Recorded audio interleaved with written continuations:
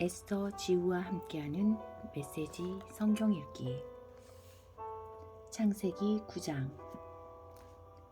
하나님께서 노아와 그의 아들들에게 복을 주시며 말씀하셨다. 자녀를 낳고 번성하여라. 땅에 가득하여라. 새와 짐승과 물고기를 포함한 살아있는 모든 것이 너희 앞에서 꼼짝 못하고 너희를 두려워할 것이다.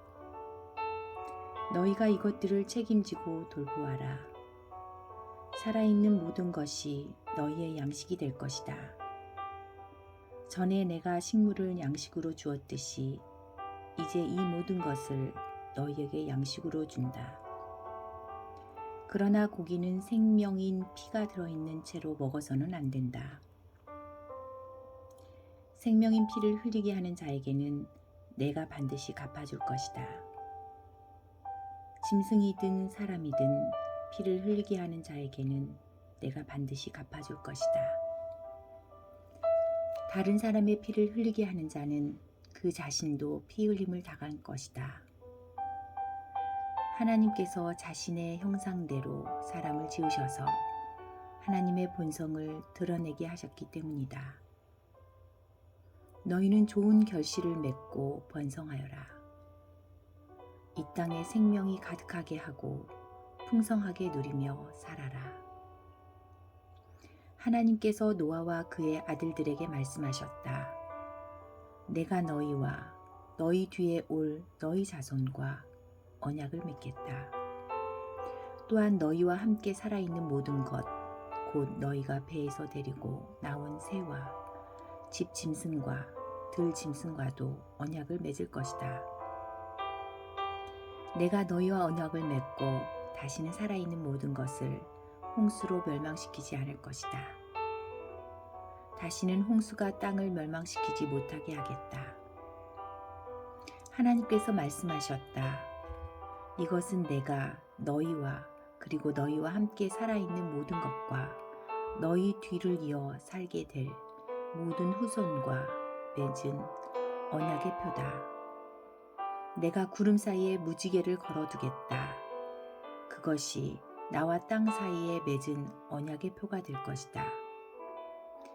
이제부터 땅 위에 구름이 일어나 그 사이로 무지개가 나타나면 내가 너희와 살아있는 모든 것과 맺은 나의 언약을 기억하고 내가 다시는 홍수로 모든 생명을 멸망시키지 않을 것이다.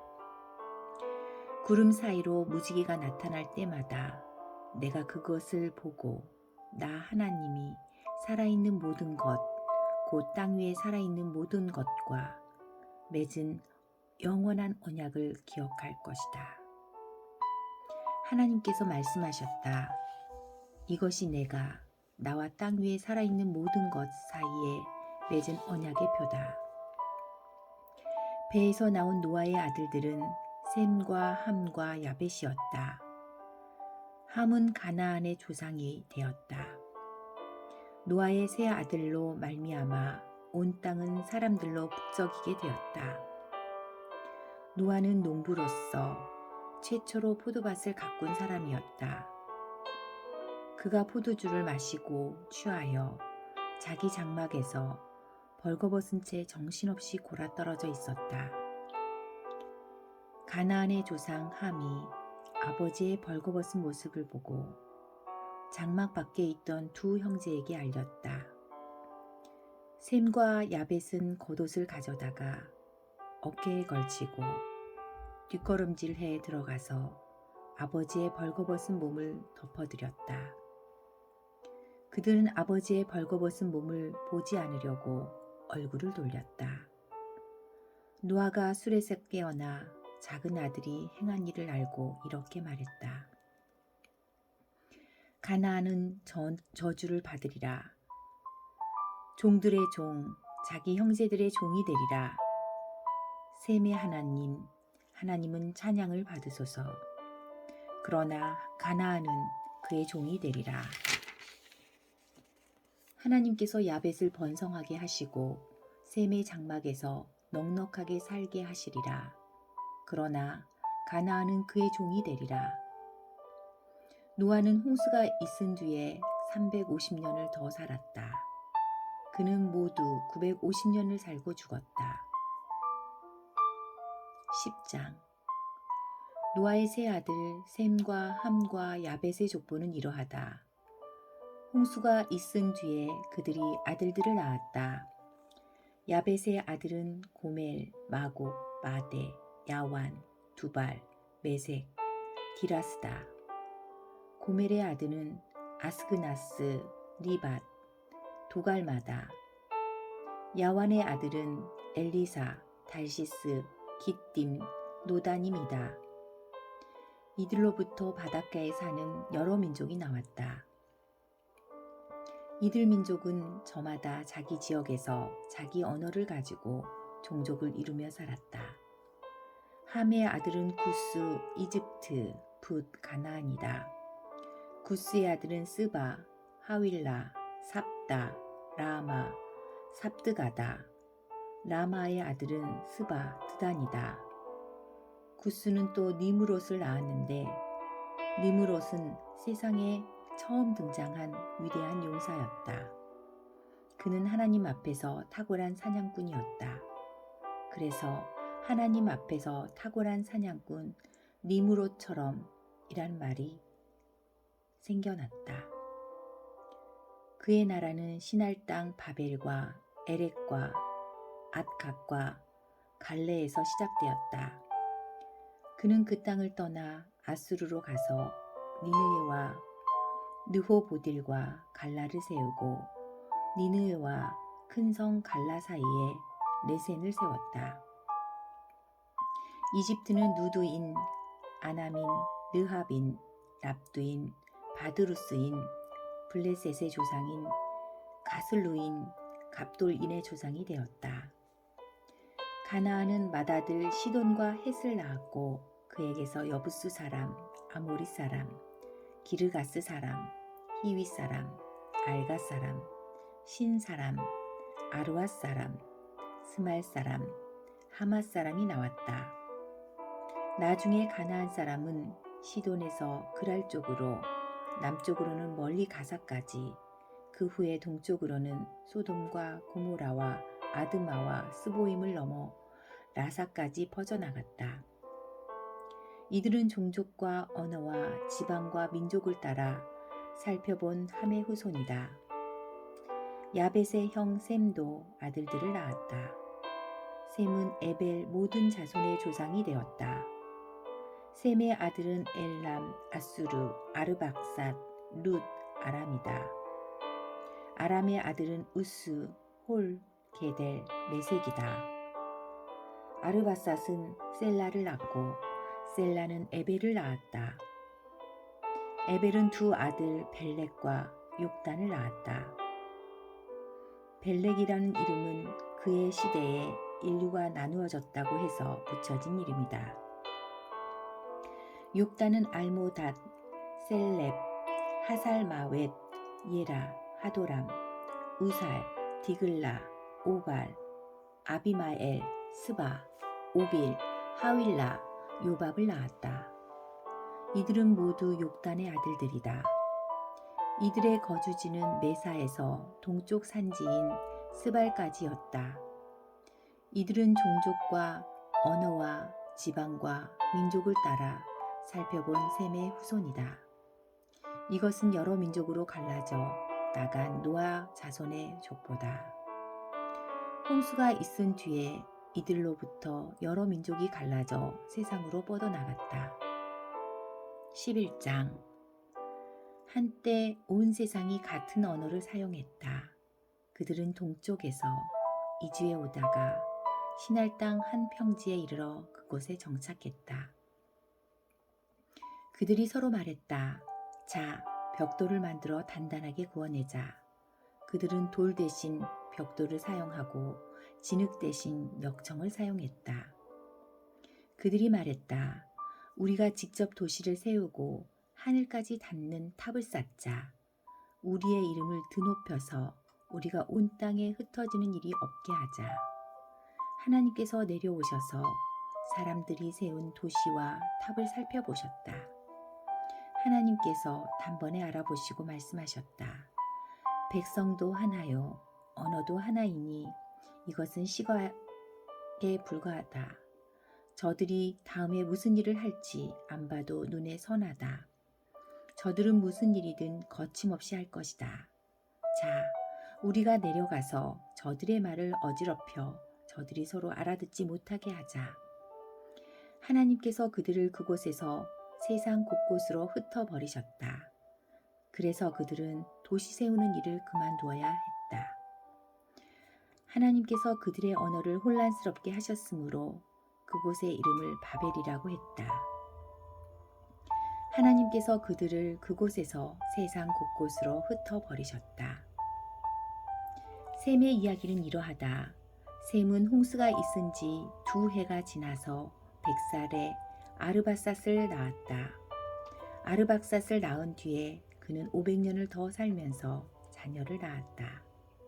아르박삿은 35살에 셀라를 낳았다. 셀라를 낳은 뒤에 그는 403년을 더 살면서 자녀를 낳았다. 셀라는 30살에 에벨을 낳았다.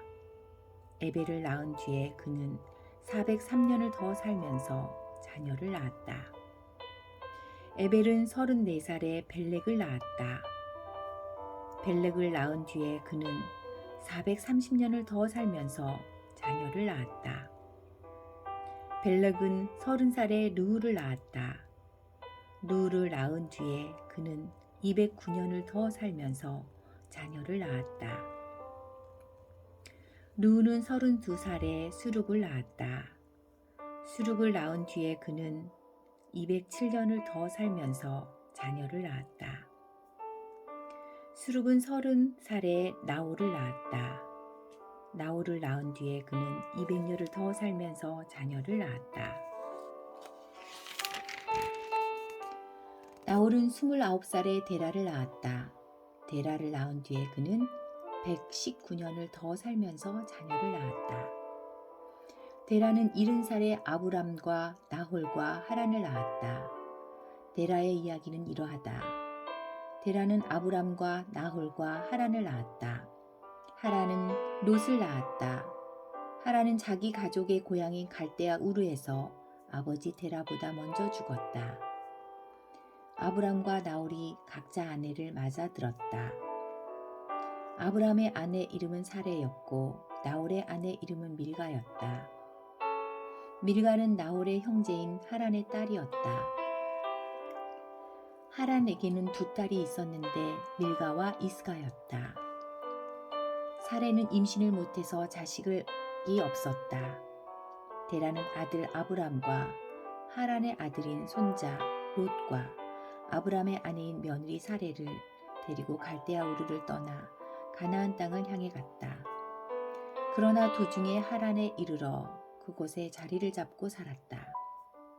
데라는 205년을 살고 하란에서 죽었다. 12장.